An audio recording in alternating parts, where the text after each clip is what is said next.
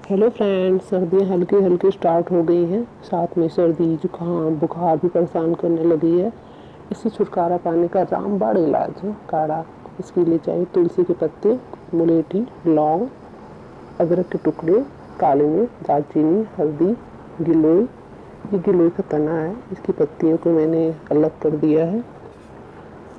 अब इन सभी को क्रश करके 2 कप पानी में डालकर मध्यम आंच पर तब तक बॉयल करेंगे जब तक पानी हाफ कप न रह जाए।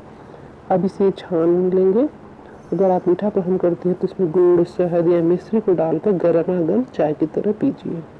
Thank you.